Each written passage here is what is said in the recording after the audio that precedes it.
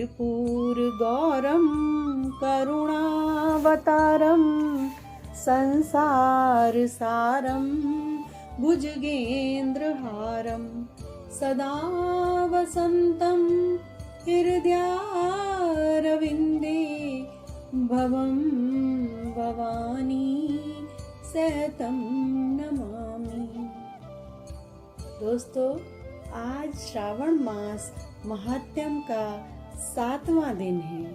आज हम श्रवण करेंगे 7वें दिन का 7वां अध्याय, जिसे आप पूरी निष्ठा और श्रद्धा के साथ पूरा सुने, आधा अधूरा ना सुने, ताकि आपको पूर्ण फल प्राप्त हो सके। भोलेनाथ बहुत ही दयालु हैं, आपकी हर इच्छा पूरी करेंगे। तो ईश्वर ने कहा कि हे सनत कुमार, अब मैं आपसे उत्तम मंगलवार का व्रत कहूँगा, जिसका करने से वैधव्य का नाश होता है। विवाह हो जाने के 5 साल तक इस व्रत को करना चाहिए। इस व्रत का नाम मंगला गौरी है। यह पापों को नाश करने वाला है। विवाह के बाद पहले श्रावण शुक्ल पक्ष के पहले मंगलवार को इस व्रत को आरंभ करें।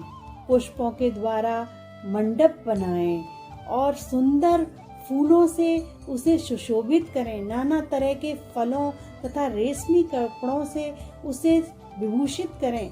उसमें देवी की प्रतिमा स्थापित करें। यथाशक्ति उस प्रतिमा का अर्चन करें। उस प्रतिमा में मंगला गौरी का 16 उपचारों से 16 दूर्वा दलों और 16 चिड़चिड़ा दलों से 16 चावल तथा 16 चने की दाल से अर्चन करें। 16 बत्तियों में एक दीपक बनाएं या 16 दीप जलाकर भक्ति द्वारा दही तथा चावल का नैवेद्य से अर्पण करें। देवी के नजदीक सिल लोड़ा रखें। इस प्रकार 5 साल तक यह व्रत करें। उद्यापन कर माता को वायना दें। वायना का प्रकार सुने। मंगला गौरी की एक पल सोने की प्रतिमा या आधे पल या आधे का भी आधा पल यथाशक्ति सोने की प्रतिमा बनवावें। शक्ति के अनुसार सोने या चांदी आदि से निर्मित घड़े को चावल से भरें। उस घड़े के ऊपर पहनने के कपड़े या चोली रखें। उसके ऊपर मंगला गौरी की प्रतिमा रखें। देवी के नजदीक सिल लोड़ा रखें। इस प्रकार माता के लिए वायना दें। हे विप्र, इस प्रकार व्रत करने मात्र से 7 जन्मों तक सौभाग्य रहता है। पुत्र पौत्र संपत्ति आदि से युक्त हो वह स्त्री पीड़ा करती है। सनत कुमार ने ईश्वर से पूछा, हे शंभो, इस व्रत को पहले किसने किया? किसको इस व्रत को करने का क्या फल प्राप्त हुआ? ईश्वर ने कहा, हे विप्र, पूर्व काल में कुरु देश में श्रुतिकीर्ति नाम वाला राजा था। वह 64 कलाओं का जानकार, धनुर्विद्या में विशारद था। पुत्र का सुख छोड़कर उसके पास सब कुछ था। संतान के लिए राजा बहुत चिंता में रहते थे। जब तब ध्यान तब करते थे। देवी की आराधना तो बहुत करते थे। उनके तप से देवी प्रसन्न होकर बोली कि हे सुब्रत राजा, मुझसे तू वर मांग। श्रुतकीर्ति ने कहा, हे देवी, आपकी कृपा से मेरे पास किसी चीज की कमी नहीं है। राजा की ऐसी वाणी को सुनकर मंद मंद मुस्काती हुई देवी ने कहा कि हे राजन, तुम दुर्लभ वस्तु की याचना मुझसे करो, लेकिन कृपा कर, मैं तुमको पुत्र ही दूंगी। हे राजेंद्र, सुनो, तुम्हारा वह पुत्र बहुत गुणी होगा, पर 16 साल से अधिक नहीं जीवित रहेगा। यदि सुंदरता विहीन, विद्या विहीन पुत्र होगा तो वह पुत्र बहुत समय तक जीवित रहेगा। देवी की वाणी सुनकर राजा चिंता करने लगे। उन्होंने अपनी रानी से विचार करके देवी जी से कहा कि देवी, मुझे पुत्र ऐसा चाहिए जो गुणवान हो। देवी ने आज्ञा दी कि राजा, मेरे दरवाजे पर आम का एक पेड़ है, मेरी आज्ञा से उस आम के पेड़ से एक फल को लेकर अपनी पत्नी को खाने को दो। उसके खाने से उसी समय रानी गर्भ धारण करेंगी।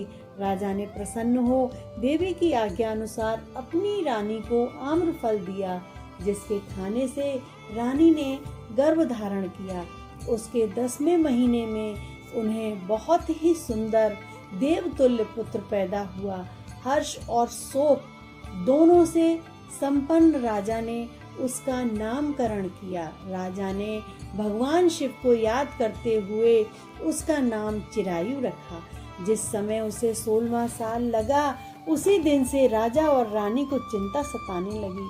राजा ने विचार किया कि मैंने ये पुत्र को बड़े ही कष्ट से प्राप्त किया था, अब मैं इसे अपने समक्ष जाते हुए नहीं देख सकता। तब उन्होंने रानी से विचार किया कि इसके मामा के साथ इसको हमें काशी भेजना चाहिए। तो रानी ने अपने भाई को बुलाकर कहा, मैंने पुत्र प्राप्ति के निमित्त भगवान मृत्युंजय की प्रार्थना की थी कि हे विश्वेश, पुत्र की प्राप्ति पर मैं जगतपति की यात्रा के लिए इसे भेजूंगी, अतः तुम इसी समय मेरे पुत्र को काशी ले जाओ, इसकी यत्न से रक्षा करना। अपनी बहन की ऐसी वाणी सुनकर अपने भांजे को साथ लेकर काशी गया। रास्ते में जाते हुए कई दिन बाद आनंद नगर पहुंचा। वहां संपूर्ण समृद्धि से युक्त वीरसेन नाम के राजा थे।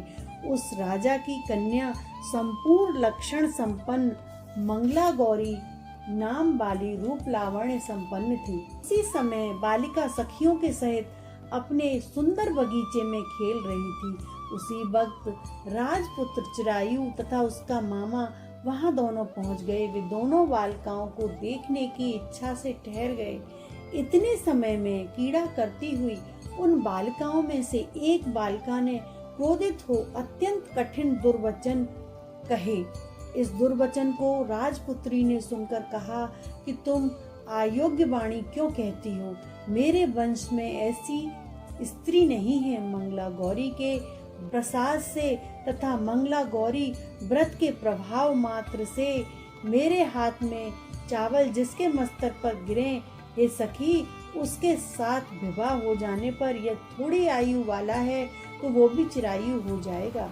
तदंतर सब बालिकाएं अपने अपने घर चली गईं। रोज कन्या के विवाह का दिन था। उसे बल्हिक देश के दृढ़ धर्मा राजा के पुत्र सुकेतु नाम वाले को देना निश्चय हुआ था। सुकेतु बहुत मूर्ख और कुरूप तथा बहरा था, अतः जो वर पक्ष वाले थे उन्होंने सोचा कि अगर हम इसकी जगह कोई सुंदर वर को ले जाते हैं मंडप में और जब विवाह संपन्न हो जाएगा तब हम उसको हटा देंगे और सुकेतु वहाँ चला जाएगा। ऐसा उन लोगों ने सोचा और उसके बाद चिरायु के समीप जाकर उसके मामा से कहने लगे कि हमें ये बालक दे दो, क्योंकि आपके द्वारा हमारा कार्य सिद्ध होगा। इस भूमि पर परोपकार से बड़ा कोई धर्म नहीं है। ये वाणी बोलकर उन्होंने उसके मामा के हृदय को राजी कर लिया। और क्योंकि पूर्व वाटिका में मामा ने भी उस बालिका की वाणी सुनी थी, लेकिन वर पक्ष की योजना कुछ और थी, तो उन्होंने बोला कि आप लोग इस बालक को क्यों मांगना चाहते हैं? कार्य की सिद्धि के वास्ते वस्त्र आभूषण तो सब मांगते हैं, लेकिन इस तरीके से वर की भिक्षा नहीं दी जा सकती। मैं आपके मान रखकर मैं अपने भांजे को आपके साथ दे देता हूँ। इस तरह चिरायु को मामा ने उन लोगों को दे दिया। चिरायु का वहाँ पर विवाह संपन्न हो गया। जब सप्तपदी आदि कार्य होने पर रात में गौरी शंकर के समीप वह चिरायु पुत्र सुप्रसन्न चित्त से राजकन्या मंगला गौरी के साथ सो गया। उसी रोज चिरायु का 16वां साल समाप्त था। उसी रात को सांप के रूप में काल वहां आया। इसी समय देव योग से राजकन्या जाग गई और वह महासर्प को देखकर भय से बेहाल हो गई और कांपने लगी, लेकिन उसने धीरजता से काम लिया और 16 उपचार से उस सांप की पूजा की और अर्चना की, पीने के लिए बहुत सारा दूध दिया और प्रार्थना की, दीन वाणी से उस सांप की स्तुति की। मंगला गौरी से प्रार्थना की कि मैं उत्तम व्रत करूंगी, मेरे पति इस सर्प से जीवित रहें तथा चिरंजीवी हों, ऐसा कीजिए। इस समय उस सांप ने कमंडल में प्रवेश किया। अपनी कैंचुरी चोली से राजकन्या ने उस कमंडल का मुख बांध दिया। तदंतर उसके पतिदेव के शरीर में ऐंठन हुई और वो जागकर उड़ गई। अपनी पत्नी से कहा, हे प्रिय, मुझे भूख सता रही है। उसने माता के समीप जाकर पायस, लड्डू आदि लाकर पति को दिया। उसने प्रसन्नचित्त हो भोजन किया। हाथ धोने के समय उसके हाथ से अंगूठी गिर गई। वह पान खाकर फिर सो गया। फिर वह राजपुत्री कमंडल पात्र को फेंकने गई, लेकिन विधि के विधान से बाहर जाने पर चमकते हुए हार की कांति देख विस्मय को प्राप्त हो गई। उस घट में स्थित हार को अपने कंठ में धारण किया। उस रात अब शेष रही तो चिरायु का मामा उसे ले गया। चिरायु के जाने के बाद वर पक्ष ने सुकेतु को मंगला गौरी के पास भेजा। तो मंगला गौरी ने कहा, सुकेतु को देखा और कहने लगी, ये मेरे स्वामी नहीं हैं। सभी लोगों ने कहा, राजकन्या से कहने लगे कि हे शुभे, ये क्या कह रही हो? यदि कोई पहचान हो तो कहो। मंगला गौरी ने कहा, जिसने रात में नवरत्नों से निर्मित अंगूठी मुझे दी है, वह इस उंगली में देकर पहचान करो। रात में स्वामी पतिदेव ने मुझे हार दिया है, उस हार के रत्नों की सुंदरता कैसी है वह बताओ। यह तो कोई अन्य ही है। रात्रि में पतिदेव का केशर युक्त पैर मेरी जांग पर लगा हुआ है। सब लोग उसे भी देखें, देरी ना करें। रात्रि के समय जो बातचीत हुई थी तथा भोजन क्या हुआ, उसे भी ये कहें तो मेरा पति होगा।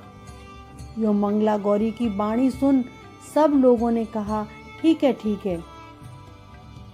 लेकिन चिन्हों में से सुकेतु के बतलाए हुए एक भी पहचान नहीं हुई। तब सब लोगों ने मना किया। बरपक्ष के लोग जैसे आए थे वैसे ही चले गए। मंगला गौरी के पिता श्रुतकीर्ति ने प्रसन्न चित्त से अन्न जल आदि का एक शस्त्र यज्ञ किया और बरपक्षीय सब कथा कान सुनी कि स्वरूप के कुरूप हो जाने के आदर से किसी को ले आए थे। वह महल के बरामदे में चिक के भीतर कन्या को राजा ने बिठाया। इस प्रकार 1 साल यात्रा करते हुए अपने मामा के साथ आयु फिर अपनी ससुराल का वृत्तांत देखने के लिए आया। जब मंगला गौरी ने चिक के भीतर से उसे देखा तो लोकोत्तर चंद्रमा के घर में गए। जब मंगला गौरी ने चिक के भीतर से उसे देखा तो लोकोत्तर प्रसन्न हो अपने माता पिता से कहा, मेरे पति आ गए।